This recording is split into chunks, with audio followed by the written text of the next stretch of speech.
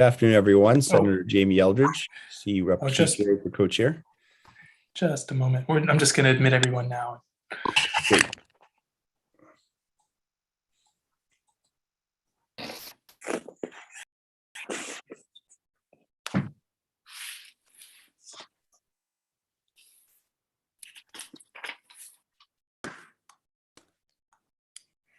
Excellent. Well, good afternoon, everyone. I'm State Senator Jamie Eldridge, the Senate Chair of the Criminal Justice Reform Caucus. Very proud to be here with Representative Mary Keefe, the House Chair, and thanks so much to Senator Cindy Creem and Representative China Tyler as the authors of the No Cost Calls for Incarcerated People legislation, Senate 1559, House 1900.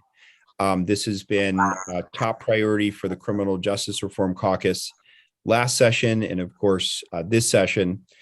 And I would just say, as someone that has recently been to both the state prison, to Susan Baranowski maximum security facility, and a county facility, the Worcester County House of Corrections, on Friday, when you take the tour, when you see incarcerated people, you hear almost immediately about the burden of people being able to make calls, the impact it has not only on the incarcerated people, but often their loved ones.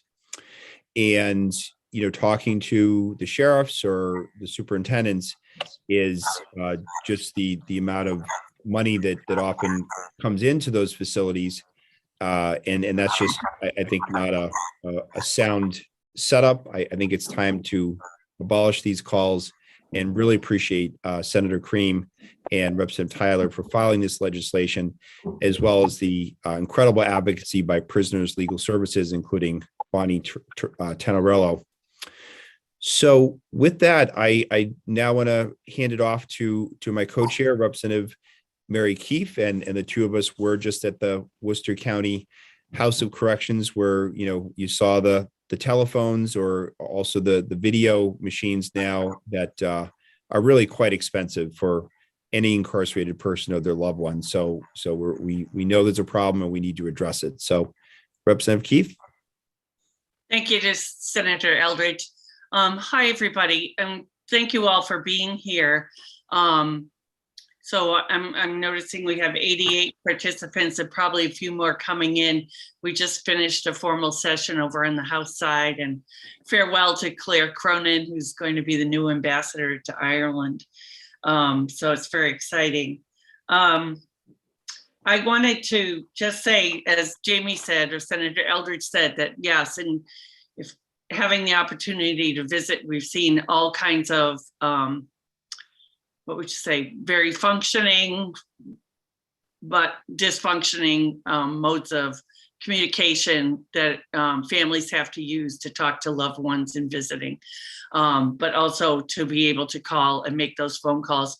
We know that almost every aspect of being incarcerated has a price that goes with it, whether it's looking for a toothbrush or some basic snacks or food, and to making those phone calls to your loved ones, to receiving money from your loved ones. It used to be that you could, your family could come visit and also give you money in a appointed box. And now it has to be routed through a third party, which takes a piece of that money as well. So the families are lifeline to all of our incarcerated brothers and sisters. And without communication and contact, we know it's a much harder, harsher time for them.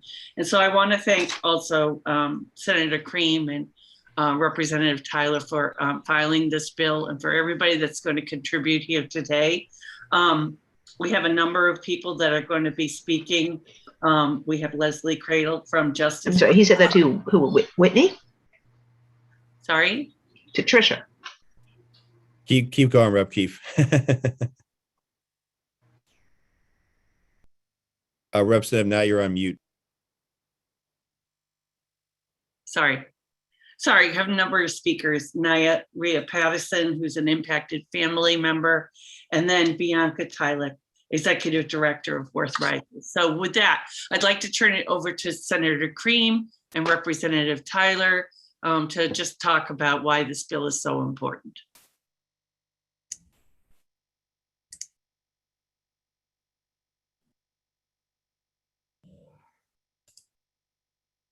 On mute. I'm happy to go first, but Representative Tyler, did you have to rush off to vote or something? We just took our last vote, so you can go ahead. Okay, want to just make sure you don't miss that important vote.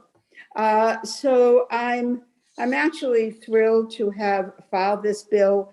I will say, as someone who spent a lot of their life working in the area of family law, representing people in parents in custody battles, representing parents in divorce, I know how important the stability of a family is. I know how important it is to children that they have contact with parents, both parents. And so although I don't want to take away from how important it is for those incarcerated to be able to connect with their family, I do want to make a point of how important it is to other family members to be able to keep their contacts with those incarcerated, spouses, children, sometimes nieces and nephews that look up to those people. And the nuclear family, staying together, keeping together, is so important. So here we're making it harder instead of easier. We keep talking about families, how children should rely on parents and be close. And then when we're incarcerated, we make it harder. We change the dynamics. That makes absolutely no sense to me.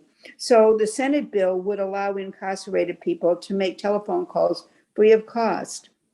The cost to the prisons is so small. The cost of the sheriffs is actually so small. And we're trying to make money on those people incarcerated. That's punishment on top of punishment. It's exorbitantly expensive for people who are incarcerated to call their loved ones. For many, the cost of those calls can drive the family into debt. And if the family has any money, particularly where it might be a parent that's been a wage earner who's incarcerated, instead of keeping that family intact, we're going to take more from that family to keep them together. It just makes no sense to me. The high cost of calls can keep incarcerated parents from connecting with their children in one only way available to them. And families with loved ones who are incarcerated are disproportionately those with the least resources to shoulder these additional financial burdens. Countless studies have found how important these strong connections are with loved ones. It's important to note that these calls do not need to be this expensive. One of the reasons the fees are so high is because companies offering these services are providing prisoners in jails a commission, providing the sheriff or the jails a commission for subscription, which is the reason for the additional fees. There's no reason for that. And if the company can get the money, they charge the money. And the fact that we don't know how to trace it, the fact that in many instances, sheriffs tell us they're using these funds for programs. What programs? We don't even know what programs they're using them from. So making these calls free would create an incentive for the Department of Correction to negotiate a better rate with suppliers, because the rates would no longer be subsidized by the incarcerated. So they would have to negotiate a good deal. And we're not the first one to make this change. Connecticut recently became the first state to eliminate fees for all prison calls. And in the municipal level, New York City, San Francisco, San Diego County have all successfully waived these fees. It's time to help those incarcerated and end this regressive tax on phone calls. So thank you very much. I wanted to introduce Bonnie Tiarella, the staff attorney at Prisoner Legal Services, but I think first, my partner in crime here, you might say, Representative Tyler, it's a pleasure, and I'm so thrilled to have filed this and work with you. Thank you. Thank you so much, Madam Leader, and a partner in good crime, we would say. So good afternoon, everyone. I feel like I know many folks on the call, but for those I don't know, I look forward to meeting you and working with you soon. I am State Representative China Tyler, the Vice Chair of the Judiciary Committee in the House, And I also too happen to be the chairwoman of the Massachusetts Black and Latino Caucus. And I'm so proud to be here today. I want to start off with a huge thank you to my colleagues in the Criminal Justice Reform Caucus, all of you. Special shout out to Senator Eldridge and Representative Key for chairing this fight for justice with the Criminal Justice Caucus. And I also too wanted to thank Bianca Tylek. She's amazing, and the work that you have done here has been amazing. To Prisoners Legal Services, you guys are amazing, and we really appreciate your partnership. And to Ms. Reid, who will be speaking a little bit later, we appreciate you being on these calls with all that you have sacrificed in your own home. So a little bit about me. I've worked this issue topic of just prison reform in general is very near and dear to me. I grew up with a household full of men who were all at one point in their lives incarcerated, and so know firsthand how this feels to a family. And upon graduating college, I spent my first couple of years working at a pre-release center, helping those that were nearing release get employment, housing, and community support. And so I'm here today before you as state rep, and it is my honor to be able to push this bill forward. And for the second year in a row, I've had the true honor of leading the charge alongside my Senate co-sponsor here, Leader Creem, to pass House Bill 1900/Senate 1559, titled An Act Relative to Telephone Services for Inmates in All Correctional and Other Penal Institutions in the Commonwealth. When someone is incarcerated, believe it or not, it is extremely expensive, as we all know, to maintain health and wellness behind the walls. And one of my biggest expenses, and one of the biggest expenses folks take on, is to have to keep in touch with their family who is their support systems. So passing this bill will allow for those who happen to be incarcerated to make phone calls, video calls, email services free of charge in any detention center here in the Commonwealth of Massachusetts. And it really just does boggle me to see how a company like Securus is able to charge for a free email anyways. It's just really mind-boggling. This is extremely important because going home is a reality for everyone, and we cannot afford to put more barriers in place from preventing them from having the real second chance at success upon release. And we'll get into the numbers more, and I'm sure Bianca will give a very amazing brief, as she's done me very many times, on the cost here. But on average, Massachusetts residents who are our families, many who are low income, are charged about 21 cents per minute or so, for a total of $3.15 for a maximum of a 15-minute call to speak to a loved one who is incarcerated. And in Massachusetts, we spend annually about $16.8 million on phone calls to our loved ones who happen to be incarcerated. Long story short, folks, it's more than your cell phone bill. So this situation is nearly impossible to afford when we know that inmates make well under $1 per hour while working in the jail. So not only can inmates not afford it, but the rates are so inconsistent across many institutions, and they continue to increase at the expense of families who are just trying to support their loved ones while incarcerated. So rather than making a pathway home more difficult for folks, we need to ensure that going home is a real reality. So this matter is unfair to families in the Commonwealth of Massachusetts, and they shouldn't be taken advantage of and forced to carry this heavy financial burden. So making phone calls will help lower recidivism rates and help establish a more successful reentry for those incarcerated currently. So in closing, I'd just like to say thank you all, and we are well on our way to making this happen. We have many partners who were very interesting partners in this space, including the Department of Corrections and sheriffs are at the table and were engaging with us. And we will keep pushing to ensure that phone calls are not another barrier to folks actually going home on a good foot.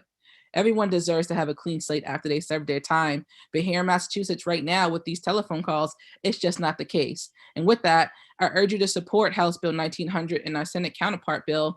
And please make sure you call your state rep and your senator and ensure that they are educated about the bill. If you have questions or need more specifics on what this bill actually means, you can feel free to reach out to any of the partners here, and we'll be more than happy to get you beefed up and versed on specific issue topics that you can speak with your electeds about, and make sure that they are signed on to the bill, because the more that we have support in the forefront, the more likely it is to pass. So I want to say thank you all for your commitment to our incarcerated community, and please know that I'm committed alongside Senator Creem to helping champion this bill. And we look forward to hopefully passing this bill this year in the legislature in the 192nd session. Thank you so much.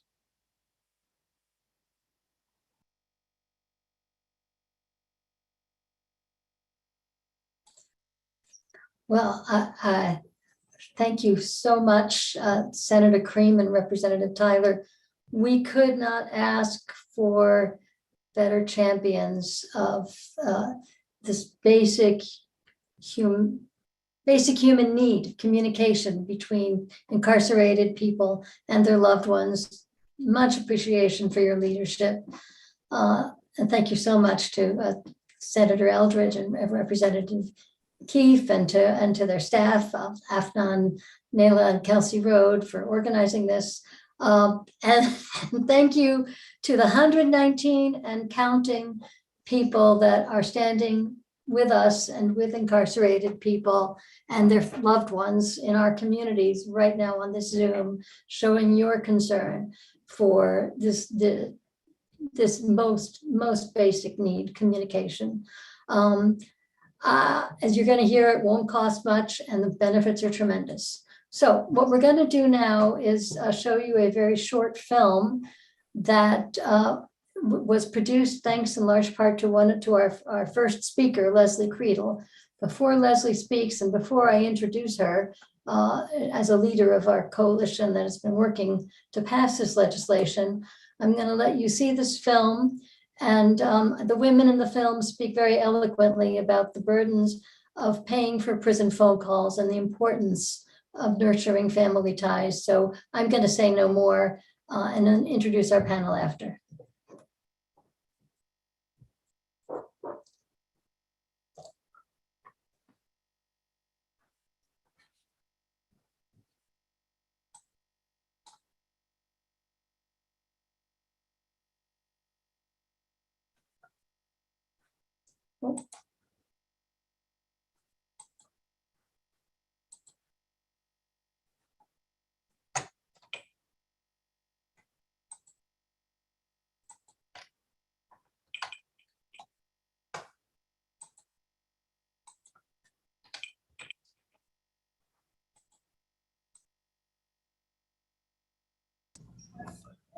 Hi, Representative Belcito here. I'm sorry, I don't hear any audio.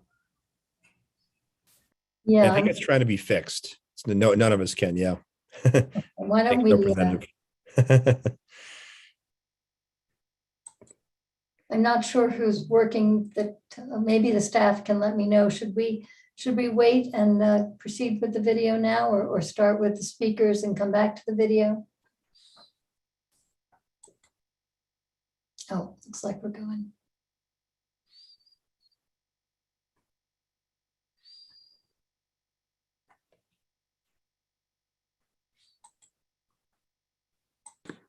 You'll have to actually take it down and then reshare it, as Nia said, with the audio. There's like a selection in Zoom. We're all still learning. It's only been 2 years. Thank you.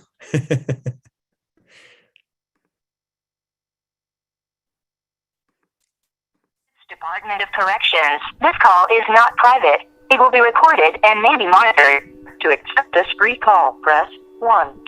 You may start the conversation now. People don't know how hard it is in prison unless you step foot in there. You know what I mean? Because I have a cousin that's doing natural life in prison, and I used to ignore his phone calls. I used to ignore his letters. And if I knew then what I know now, I would have never done that, because now I feel I can not just empathize but sympathize with everything he's going through. You want to be able to keep in contact with people on the outside, people that care about you and that matter in your life, and just not be surrounded by these cops that are looking down on you and discriminating you every day and just treating you like shit. A lot of us, the way in there, we go through a really bad depression when we're in there. Like a lot of us too, like my mom is quadriplegic, and when I was in there, like I needed those phone calls, you know? For me, like that, when I've been in so long, I get detached and I get cold. So if I didn't have anybody on the outside to talk to, then, I'd become isolated. You need to be in touch with your family and parenting from behind the wall, and which is hard, and you need to be in touch with your children. I was doing natural life in prison, and so phone calls to my family members, my son, who was 3 when I left and got incarcerated, was very important to me, because I had to watch him grow through the phone and the visits and things of that nature. to have to pay a bill outstanding the way my grandmother at the time, God rest her soul, she had to pay was devastating to her as an elderly person. It takes a lot of your money. The first minute is $1 something, and then the next minute is 10 cents, and it goes on from there. For me to call my family, it cost me over $3 a phone call. You know what I mean? And it's like now me and my family are ending up spending $400 or $500 a month, probably sometimes more, on the phone to keep in contact. Believe it or not, it puts a stress on relationships with other people when you call them and they don't have the money. They want to talk to you, but they can't afford it. It's just a burden. When I call, I know for a fact that when I call my father, he's like, "Oh, here we go again. How much is this going to cost me? I can't afford this." Of course, he wants to talk to me. Back in 2017, I was told about my father passing away. At that particular time, I did not have funds on the phone, and the officer decided to give me 5 minutes a call. It was very, very difficult, very emotionally difficult to be able to talk to my loved ones in front of this officer about my father's passing. It is very difficult for a person such as myself who is serving a life without parole to maintain funds in order to be able to speak to my loved ones. I know a girl right now that just for her to call, because she have 2 baby sisters, to call one of them just to know how they doing, she has to pick whether she wants deodorant, toothpaste, or phone call. So I just recently talked to her baby sister, and so many heinous crime happened to her sister. And she can't even know about it because it's hard for her to talk to them because she doesn't have the money. Oh my God, you can have more phone calls. You will be more connected to the outside world. So that will help out a lot. And then there's people that don't have anybody to give them money or to help, pay for phone calls. And if no one knows where they are, you know what I mean? Like, you can just call and it's free, so you can let somebody know, where you are in case someone's looking for you. You will have a better bond with your children. You'll be able to formulate a better relationship with your family. You'll be a sense of relief. You'll have better energy. You'll be more focused. Your life will be so much better on the inside. You'll have a weight off your chest.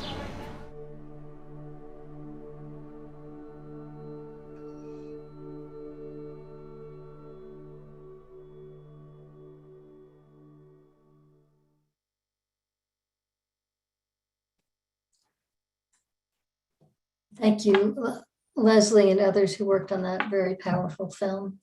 I'm gonna introduce our 3 panelists each before they speak. You can put your questions in the chat, and staff is going to be monitoring the chat, and we will get to the questions after all the speakers have spoken. We should have plenty of time for questions, so please put them in the chat and we'll try to get to all of them after our speakers. And Leslie Credle, who is the Executive Director of Justice for Housing and a leader in the Keep Families Connected coalition that has been working for these no-cost calls, will be our first speaker. She was released from federal prison in 2018. Her lived experience led her to champion this legislation and to challenge the incarceration of women and girls. Since her release, she's been on a mission to dismantle the carceral system and end incarceration for women and girls. And she has been a passionate advocate for eliminating the barrier of telephone charges. So I'm going to ask Leslie to speak first. Thank you, Bonnie. Good afternoon. I just want to thank Senator Creem and Rep. Tyler for their heartfelt testimony today. And this bill is personal to me. And, your support is appreciated. I really appreciate it. As you can see from the film, that it's emotional, right, for folks who are incarcerated. That connection to their families is really important when you're in there. I've been working on this bill for over 2 years now.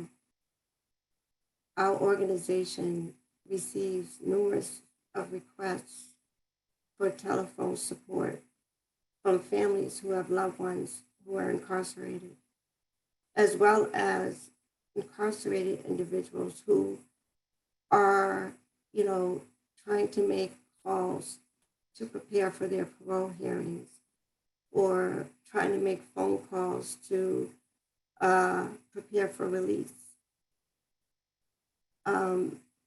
There's a lot of financial expenses when you're released from prison, and if we could save that revenue for, housing, or you get your ID, reentry is very important part of keeping the community safe, having successful reentry. So if families can use that money instead of spending it on phone weekly, monthly. My family spent over $500 a month when I was incarcerated. I was the primary caretaker of my family, and they lost that source of revenue. It was a difficult time for them. It was traumatic for my 76-year-old mother, who struggled so that my children were able to speak to me. It was important for them to stay connected to their mom, right?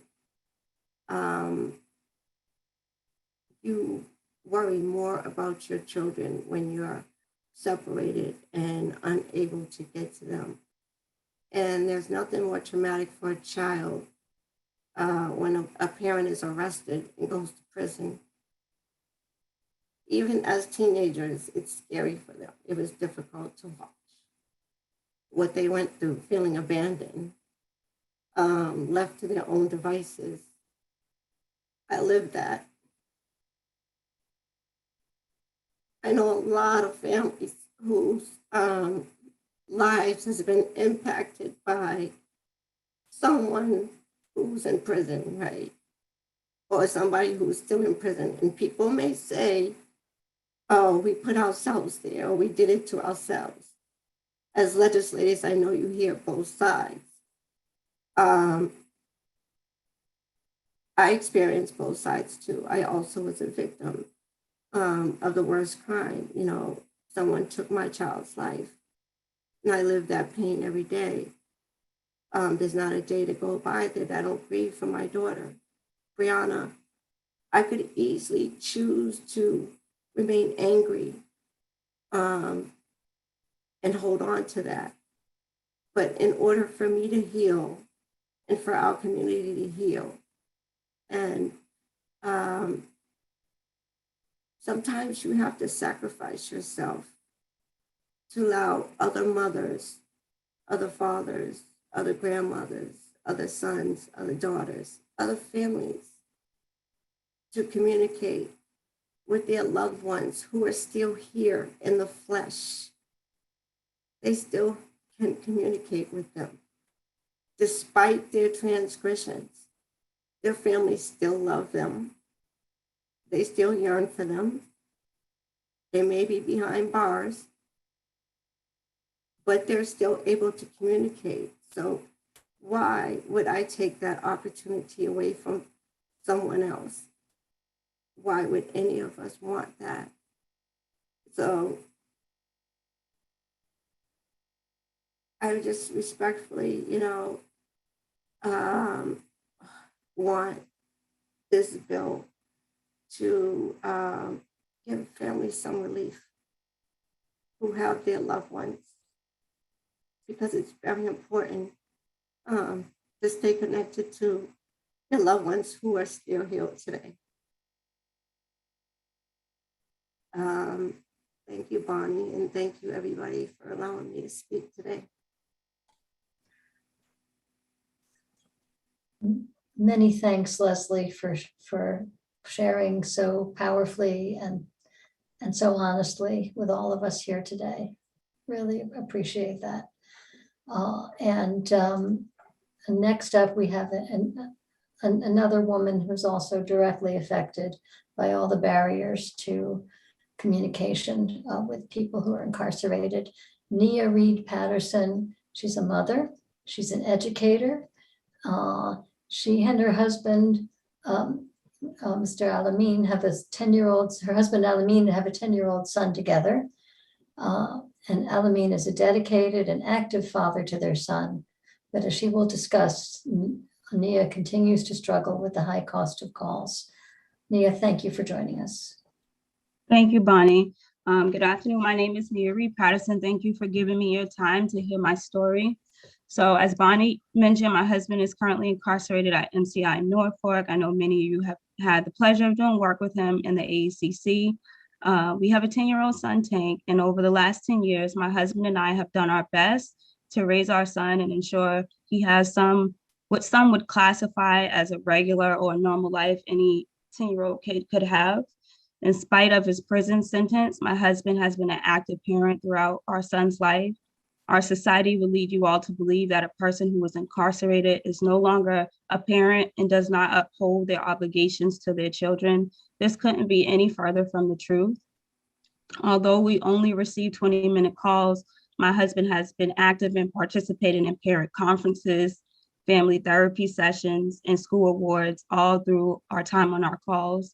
Our son is in 5th grade now, and my husband has yet to miss a parent conference.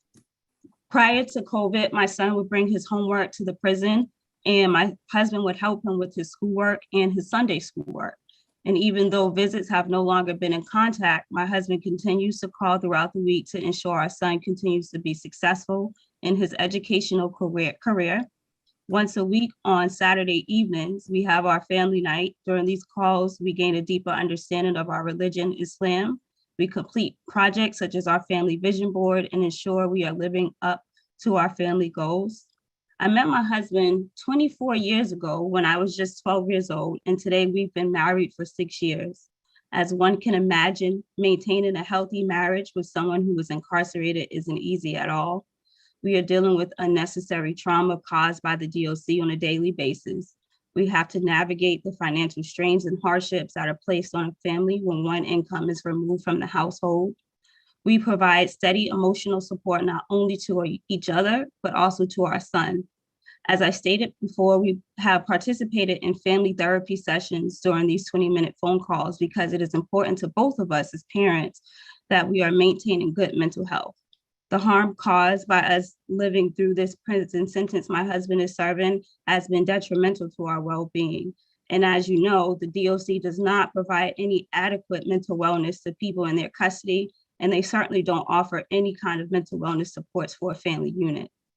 The calls used for family therapy, as well as the other calls we are using, are crucial for our family unit to stay intact. It's been almost 2 years since full in-person visits have been happening, and the lack of physical contact and quality time together has done nothing but cause more harm to our family and other families. We have access to video visits, as you know. However, we have to pay $5.31 for a 20-minute video visit. This is often faced with laggy connection and instability on the facility's end. We are only allowed 2 20-minute video visits per week, leaving my son and me to split that time.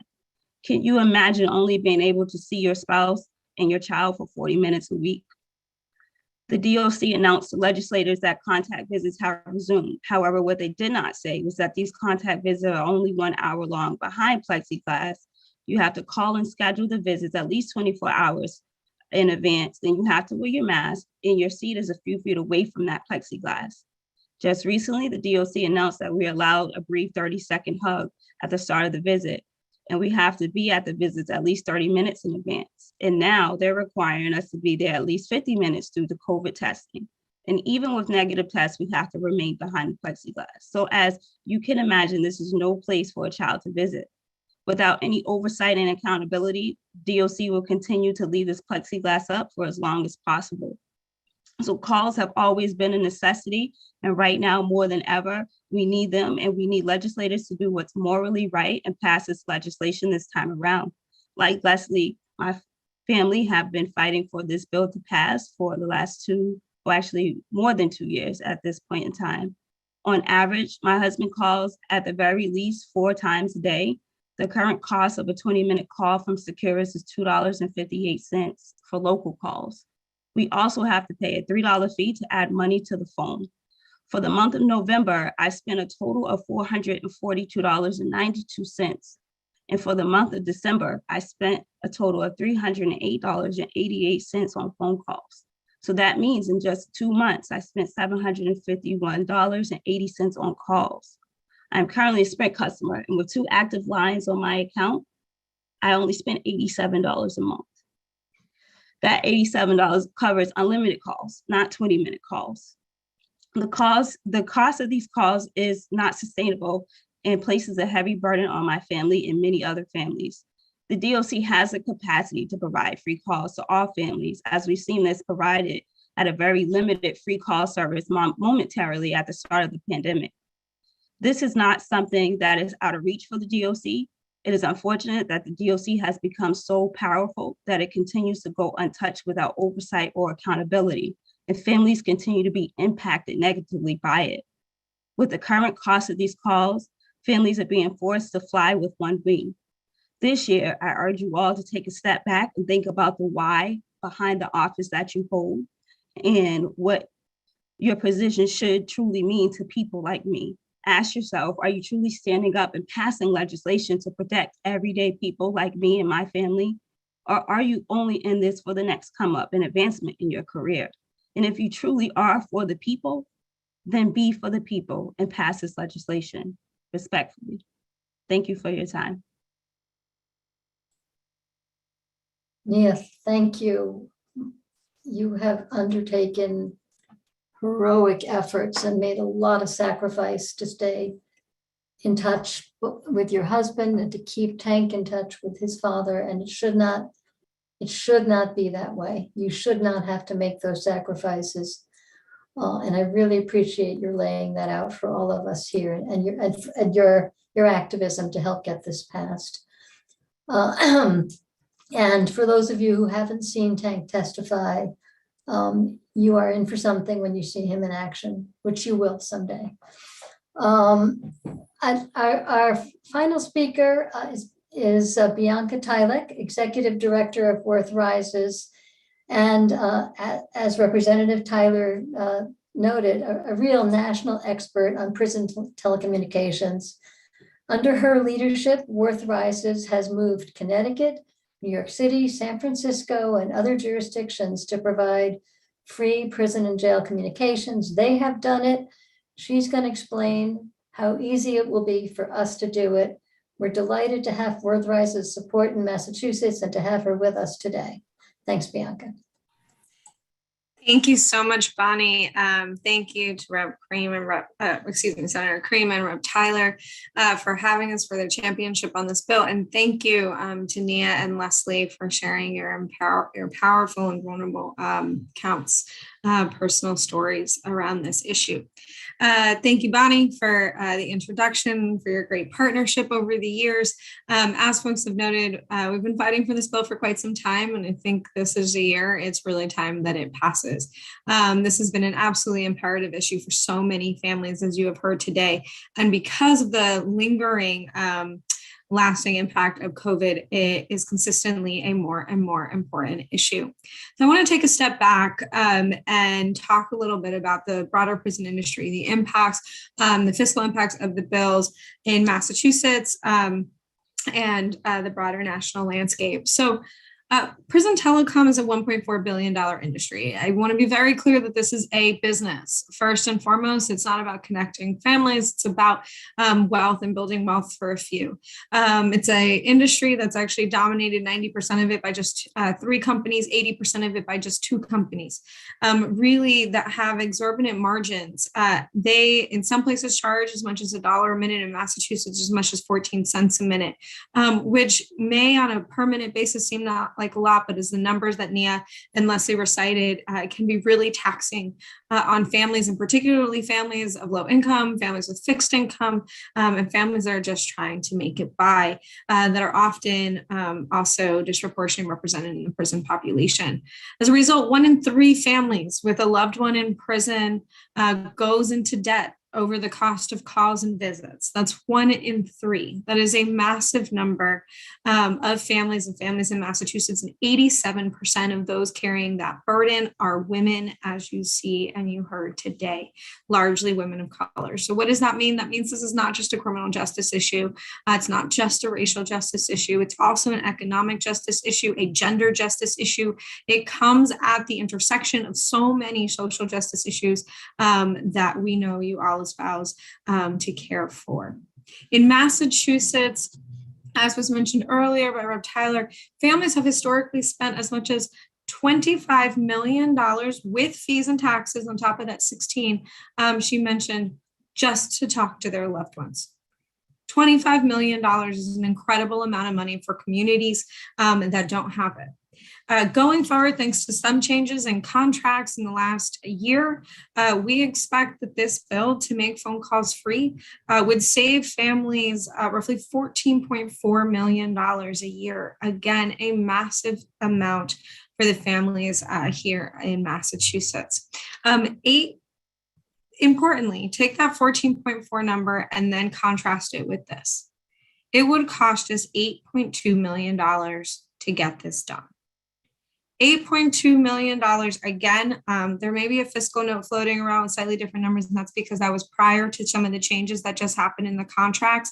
But with the recent changes, we anticipate that we're talking about $8.2 million. To be specific, that is $4.8 million in loss of commissions. We know that this has been a big conversation about the commissions, and Senator Creem mentioned it, that are being paid to sheriffs off the backs of families. Let's be very clear. It is families' money that is being taken and given to the sheriff's agencies. 4.8 million from that loss of revenue, and the actual cost of service, the actual cost to provide entirely free and access to calls and communication throughout the DOC and all correctional facilities in the state, just $3.4 million.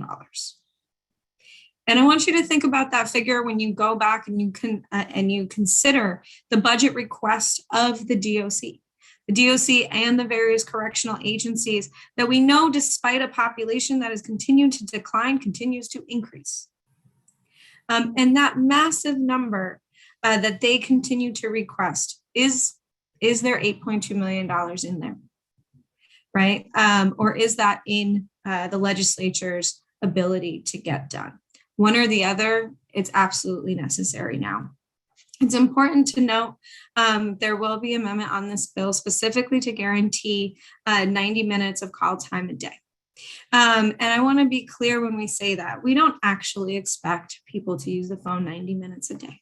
But as you heard from some of the videos and from the women that spoke today, there are days when communication is just more necessary than others. There are days when your father dies and you really need that phone call, and that, a few minutes, 15 minutes, 30 minutes is just not enough. And there are other days where they may not be used to the same degree. And in fact, because we've done this work all over the country, we do know what that actual average number is, and it's just 30 minutes. Most people who are incarcerated use 30 minutes per day, but we know that we need to a lot more just in the case of emergencies that happen to humans like all of us. That said, as Bonnie noted, we have done this all over the country. We passed the first piece of legislation to make phone calls entirely free in New York City back in 2018.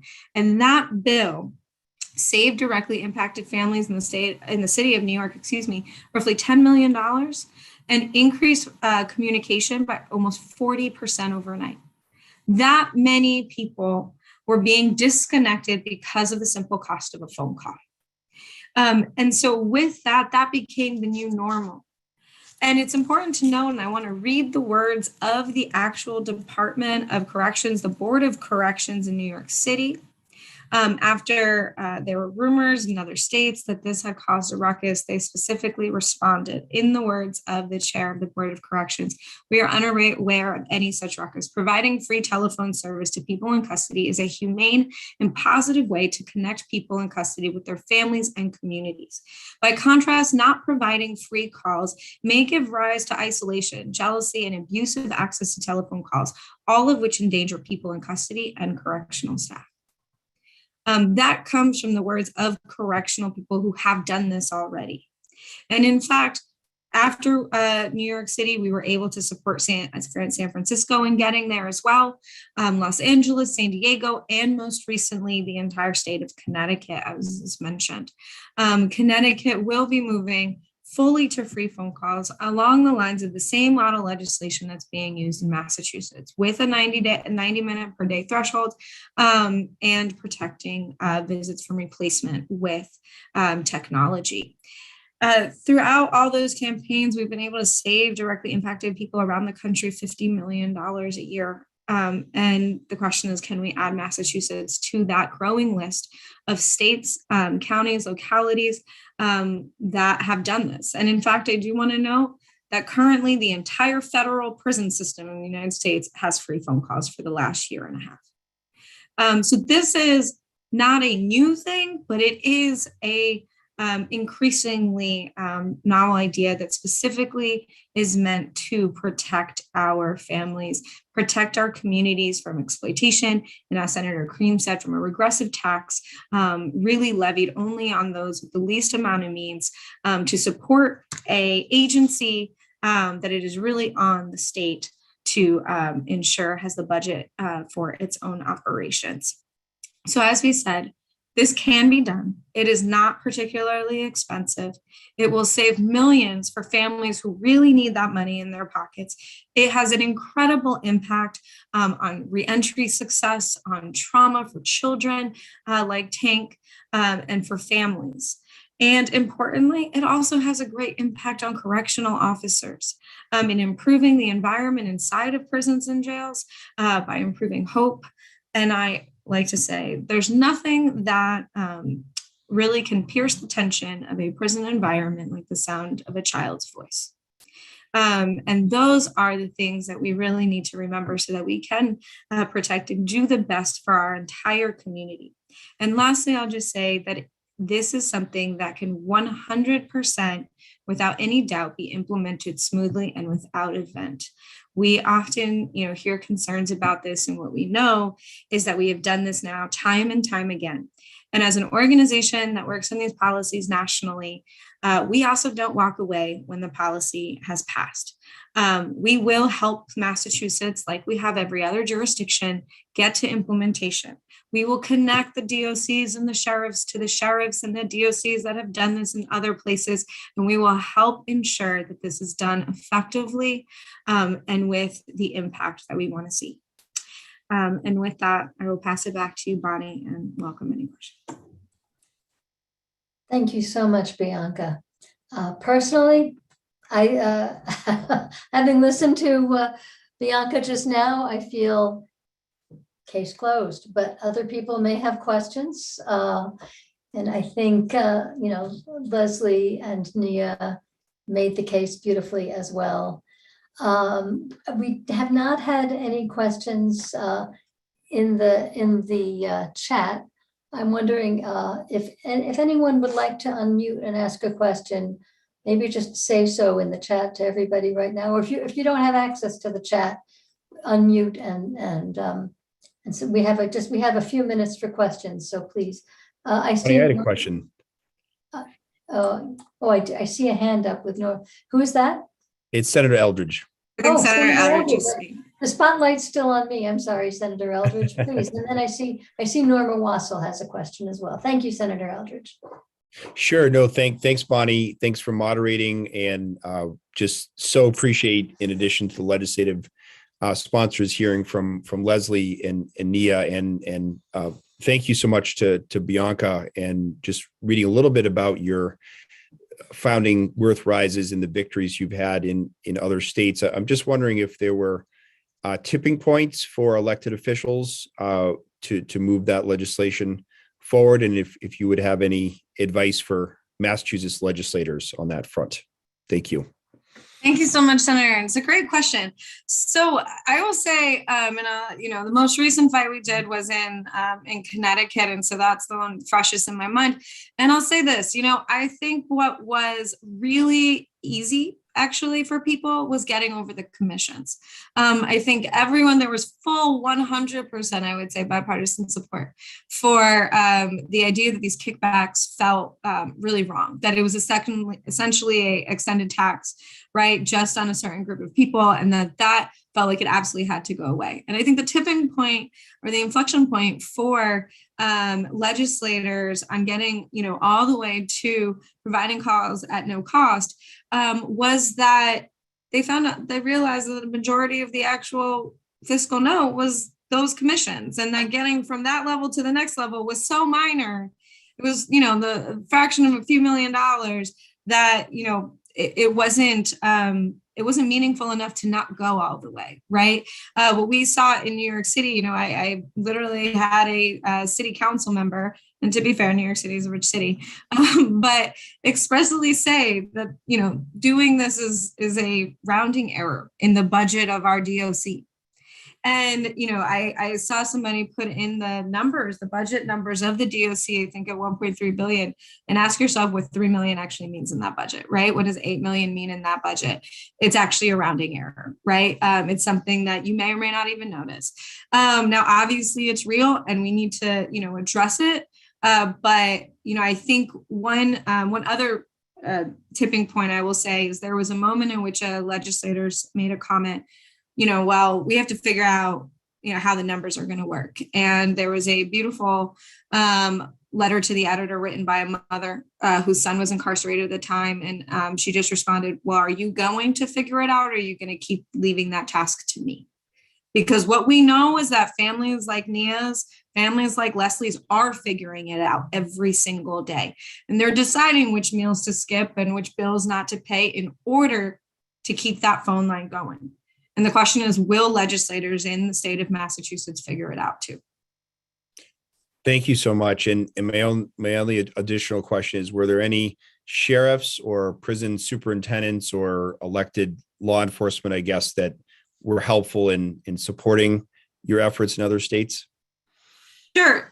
So actually the commissioner of DOC in Connecticut, we worked close with them and they supported the legislation, actually all the way till the day of the very last day of session. We were negotiating very last final words as is often done that last day.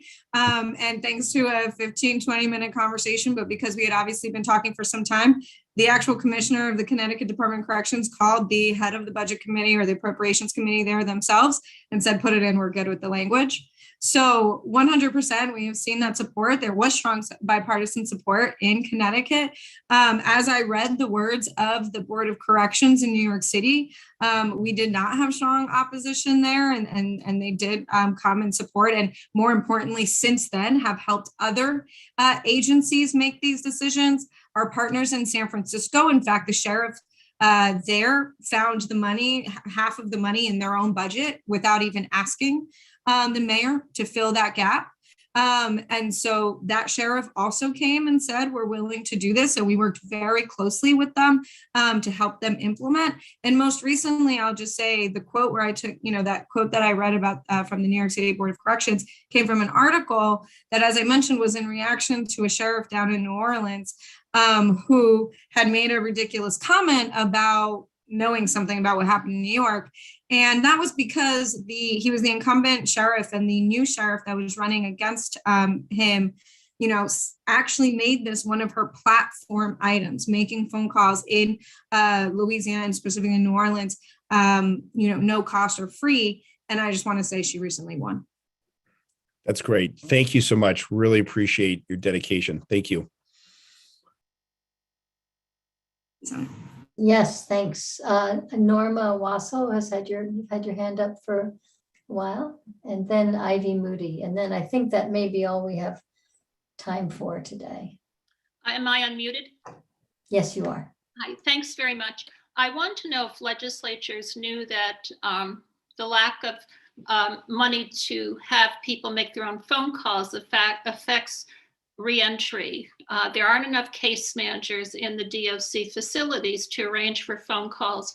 And many programs like residential treatment programs require in-person phone interviews.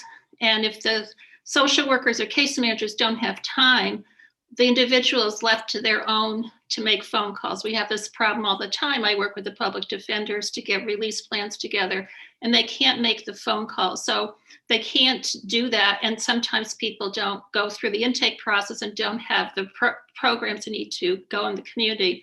So I wanted to make sure that's not just keeping in touch with family or friends. It really negatively impacts their ability to have resources and have a successful reentry, because there's not enough staff to do that, to put people on phone calls for those particular services.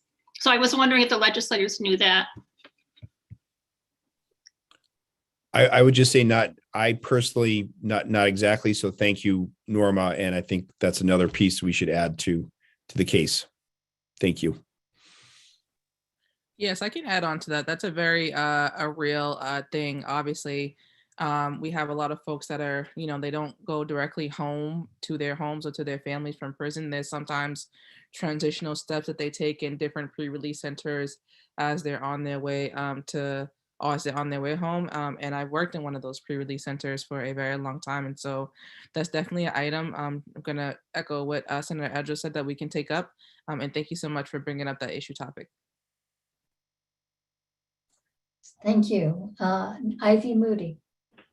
Yes, thank you. And I just want to thank everyone for working on this important issue. I am a former public defender, and I was just wondering if there was accounting for the recording and storage of these phone calls. I know it happens more pre-disposition, but is there been any pushback on the cost of storing all of the phone calls and accessing them? And I just wanted to get an idea if that's been brought up at all and if that's going to impact the budgeting. Yeah, I'm happy to respond to that quickly. Thank you, Ivy, for the question. It's something very important to bring up, which is that the analysis that's been done, the cost of these calls, and not a single other place that's ever done this has ever lost any part of the security and surveillance structure of these calls. And I'm going to build on that, Ivy, because I think I know where you might be going, but I do want to say, because I think that's important. There's always concerns, well, what about all these other, important services? They don't go away because you cover this, and the actual cost that we shared is the cost, including all of those features that already exist. And that, should the state essentially want them to continue to exist as we imagine it would. New York did it the same way, Connecticut the same way, San Francisco the same way. Everyone still has those same security and surveillance features. That said, the actual recording or the actual storage of calls is strangely the most expensive part of the call. Depending on how long that's stored for, we have learned. So if that's stored for 30 days, 6 months, 12 months, that tends to be a very costly part of the the actual service. And so we know that if that was, if the institution wanted to reduce that, that could also save additional money. But again, we're talking about a few $1 million, which I think in the grand scheme of things, whether you reduce it or not is probably not going to be the major kicker here. Thank you. We are now coming in on 5 o'clock. And there are no other hands raised. So I want to thank everyone, our speakers, our sponsors, the organizers in the Criminal Justice Reform Caucus. We circulated resources with the invitation to this, and I think we can resend that to participants and others with a lot of good resources, and we can forward that video that we played as well.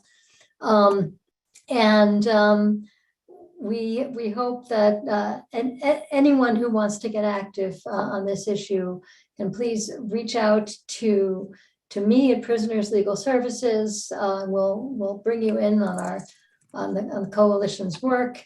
At one point, I think there were over 120 participants, still over 100. So really appreciate everybody showing up and supporting this. And I am going to send it back to Senator Eldridge with thanks again for his leadership on so many issues regarding incarcerated people and others trapped in the criminal legal system. Great. Thank you so much, Bonnie. Thank you for moderating. And a special thank you to the presenters and, of course, Senator Creem and Representative Tyler. And I would just say, in the past 2 years, I think because of all this advocacy, the no cost calls bill has really gone from being seen as a somewhat controversial bill or difficult to manage, at least politically, to really a political no-brainer, really about common sense and one that is really attainable in the legislature this session. So that the Criminal Justice Reform Caucus, chaired, of course, by myself and Representative Keefe, this is one of our top priorities. And so between now and the July 31st session, with Bianca noting often what happens in the last day of the session, really hope we can get this bill passed. So thank you so much for all the advocates. The Criminal Justice Reform Caucus continues to have one of the highest attendance of any briefings of any caucus. So I think it's important to realize that post 2018 criminal justice reform package, there is so much more work to be done, so much more dedication to bring dignity and more support for incarcerated people and their loved ones. So thanks everyone for attending. Have a great night. And please advocate with your legislators to pass the no cost calls bill. Have a good night.